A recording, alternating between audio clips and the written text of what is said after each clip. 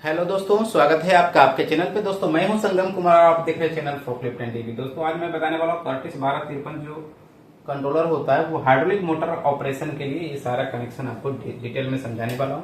बहुत आसान है या तो बहुत कठिन है, आप समझने के फर्क है। वीडियो स्किप मत करिएगा, स्किप करेगा तो बिल्कुल समझ में आने वाला नहीं है। देखिए शुरू करेंगे वीडियो। उससे पहले मैं आपसे बोलूंगा यदि चैनल पर नए हैं तो सब्सक्राइब कर लीजिएगा। चलिए वीडियो को शुरू करते हैं। देखिए शुरुआत करेंगे। देखिए इसमें क्या होता है, हाइड्रोलिक मोटर के ऑपरेशन में क्या है कि हाइड्रोलिक मोटर को ही ऑपरेट किया जाएगा, बाकी किसी चीज को नहीं इस कंट्रोलर से। तो ये वही वाला फंक्शन है। ठीक है, अब शुरू करेंगे। ये वाला समझ लिए कि कर्टिस का 1253 कंट्रोलर है और उसके बाद ये हाइड्रोलिक मोटर है, HM लिख देते हैं। ये हाइड्रोलिक मोटर है, ये BDI है, ये कॉन्टैक्टर है, ये आपका प्रोग्रामर है, एक्सलेटर पॉट है। पॉट एक्सलेटर पॉट कहने का मतलब आप हाइड्रोलिक में भी पॉट लगता है, आपको समझाएंगे वन बाय वन।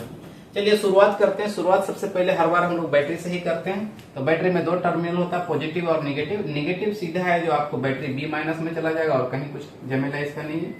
और ये जो बैटरी का ये जो है ना BDI का हमने कनेक्शन दिखाया है। नेगेटिव एक B- कंट्रोलर का B- में डायरेक्ट आ जाएगा और वही नेगेटिव BDI के 4 नंबर और 5 नंबर में जाएगा। ज्यादा डिटेल नहीं करते, कंफ्यूज हो जाएगा। अब BDI का पिन नंबर 3 से कंट्रोलर का J1 11 में कनेक्शन होगा जो कि लिफ्ट लॉक आउट है।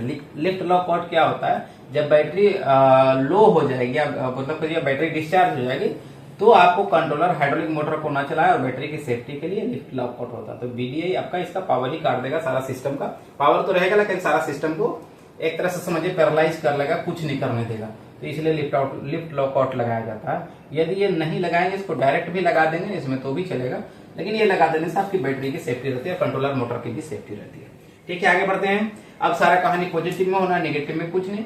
पॉजिटिव से निकलेगा वही पॉइंट पिन नंबर 8 BDI में जाएगा और पॉजिटिव से ही निकल के ये देखिए ये जो चीज है ना, ये लाल वाला जो बॉर्डर, ये जो है कॉन्ट्रैक्टर है। मान लीजिए कॉन्ट्रैक्टर उल्टा लगा हुआ, पॉइंट नीचे है। जनरली आप कॉन्ट्रैक्टर ऐसे देखते हैं ना, ऊपर रहता है आपका टर्मिनल, ये उल्टा लगा हुआ। ये बस इतना सोच लीजिए, जगह ऐसी थी इसलिए ऐसा लगाना पड़ा। ठीक है, तो ये प्लस आएगा कॉन्ट्रैक्टर में और कॉन्ट्रैक्टर के आउटपुट से एक फ्यूज में जाएगा, पावर फ्यूज 250 एम्पियर के फ्यूज में। उसके बाद आपका कंट्रोलर के B+ में आ जाएगा, बस ये वाला है। और उसी कंट्रोलर के B+ से मोटर के प्लस में चला जाएगा और कंट्रोलर के ऊपर एक और पावर कनेक्शन होगा M-, वही M- से आपका मोटर के माइनस में चला जाएगा। इतना ही पावर वायरिंग है और कुछ नहीं है। अब चलते हैं कॉन्ट्रैक्टर के इनपुट से ही, आउटपुट से नहीं, ध्यान दीजिएगा। कॉन्ट्रैक्टर के इनपुट से जहां से बैटरी वाला कनेक्शन आया है डायरेक्ट, वहां से एक वायर पतला निकलेगा। इसको बोलते हैं पोलैरिटी डायोड। पोलैरिटी डायोड ये होता है इसलिए ताकि यदि आपने बैटरी कनेक्टर उल्टा लगा दिया, प्लस को माइनस, माइनस को प्लस, तो पोलैरिटी डायोड कंट्रोलर को ऑन होने नहीं देगा। तो इसी कंट्रोलर के प्रोटेक्शन के लिए पोलैरिटी डायोड लगाते हैं। नहीं लगाएंगे तो भी चलेगा, लेकिन जिस दिन आपने उल्टा कनेक्शन लगा दिया और कंट्रोलर को की स्विच चालू कर दिया, कंट्रोलर का कहानी खत्म। अब आगे आते हैं, यहाँ 10 एम्पियर का फ्यूज रहेगा। पोलैरिटी प्रोटेक्शन डायोड से आगे 10 एम्पियर का फ्यूज रहेगा। फ्यूज के आगे आपको की स्विच रहेगा, चाबी स्विच से आगे निकल के जाएगा तो सीधा J11 में जाएगा, J11 में चला जाएगा। उसके बाद कहानी खत्म इसका। अब आते हैं हम कॉन्ट्रैक्टर के कॉइल में। कॉन्ट्रैक्टर में 4 पॉइंट रहता है, 2 पॉइंट रहता है पावर वायरिंग के लिए, 2 पॉइंट रहता है कॉइल के लिए।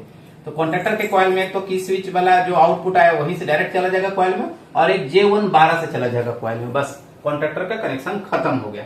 ठीक है, अब आते हैं, यही सारा कनेक्शन आपको समझिए कंट्रोल वाल्व में करना है। लेकिन इसमें J1 ये जो है ना, आप यहां से देखना, J16 का ये जो है ना, यहाँ LED लाइट है। LED लाइट आप लगाएं या ना लगाएं कोई फर्क नहीं पड़ता है, लेकिन यदि LED लाइट लगा देंगे यहाँ पे छोटी सी ब्लिंक करने वाली, तो यदि कोई फॉल्ट कोड आएगा तो आपको ये LED लाइट ब्लिंक करने लगेगी। तो ये J16 से लेके एक LED लाइट J16 यहाँ माइनस रहेगा और ये प्लस रहेगा। J16 से आपको ये आउटपुट में जाएगा यहाँ पे। सॉरी, ये कनेक्शन यहाँ नहीं होके यहाँ पे होगा, यहाँ कर लीजिए, ये सही है। ठीक है, थोड़ा सा गलत हो गया था। अब देखिए J16 इधर से आएगा और इधर प्लस में लग जाएगा की स्विच के आउटपुट में, तो ये स्टेटस LED चलने लगेगी।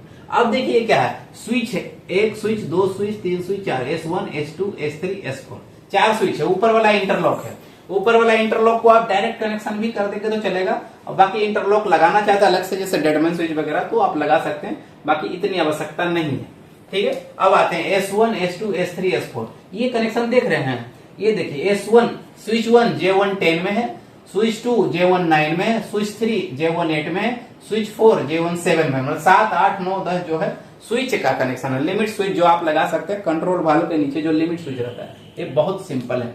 और इधर से क्या होगा कि स्विच के आउटपुट से सारा कनेक्शन हो जाएगा। मतलब लिमिट स्विच जो भी रहेगा ना इसमें एनओ टाइप का लिमिट स्विच लगाना है, एनओ टाइप का लिमिट स्विच, ठीक है। नॉर्मली ओपन, तब लिमिट स्विच में 3 पॉइंट होता है, तो आपको एनओ पे कनेक्शन करना है और कॉमन पे कनेक्शन करना है। तो ये वाला कनेक्शन, तो कॉमन पे आपको समझ लीजिए कि की स्विच में चला जाएगा लिमिट स्विच के, और एनओ पे आपको कंट्रोलर से S1 स्विच पे, S2 स्विच में, S3 स्विच में, S4 स्विच में। अब बोले 4 स्विच क्यों है, आपको तो लिफ्ट करना है, तो ऐसा नहीं है।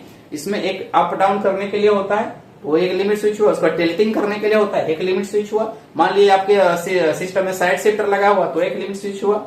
और मान लीजिए कोई और एक्स्ट्रा अटैचमेंट लगा है, ड्रम हैंडलर वगैरह कुछ भी आप, तो उसके लिए अलग से एक्स्ट्रा एक चौथा लिमिट स्विच रहता है, या फिर आप बेल क्लैंप वगैरह लगा सकते हैं, तो ये चौथा लिमिट स्विच है। ये बहुत आसान है। यदि नहीं समझ में आया तो थोड़ा कमेंट कर दीजिएगा, मैं फिर से समझा दूंगा। J15 आपको पहले समझा दिया, इंटरलॉक का आप डायरेक्ट कनेक्शन कर देंगे तो भी चलेगा।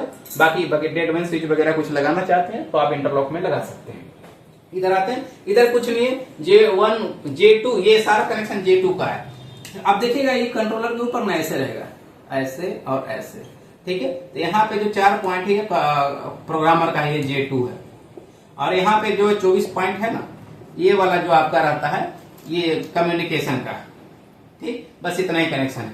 आते हैं यहाँ पे, ये प्रोग्रामर का, इसमें प्रोग्रामर को कनेक्शन करने की जरूरत, डायरेक्ट आप भूल देंगे कंट्रोलर में चलेगा, इसमें कुछ बताने की जरूरत नहीं है। बाकी आप समझ लेना, देख लीजिए इसमें RS का मतलब रिसीविंग हुआ प्रोग्रामर का रिसीविंग, TX का मतलब ट्रांसमिशन हुआ प्रोग्रामर का, GND का मतलब ग्राउंड हुआ, और प्लस का मतलब आपका पॉजिटिव हुआ। बाकी समझने के लिए बता रहा हूँ, बाकी इसका कोई काम तो नहीं। अब देखिए मैंने यहाँ पे एक लिखा है पॉट। आपका ये कि लिफ्ट में पॉट की क्या जरूरत है, पॉट मतलब पोटेंशियोमीटर, मतलब एक्सीलेटर पोर्ट। वो लेके हाइड्रोलिक फंक्शन में एक्सीलेटर पोर्ट की क्या आवश्यकता है, तो मैं आपको बता दूं आवश्यकता है। जब आप लिफ्ट करते हैं, ऊपर उठाते हैं, तो क्या मोटर का स्पीड जितना लीवर दबाएंगे, कुछ गाड़ियों में ऐसा रहता है जितना लीवर दबाएंगे उतना तेज होगा मोटर का स्पीड, जितना लीवर कम करेंगे मोटर का स्पीड कम होगा।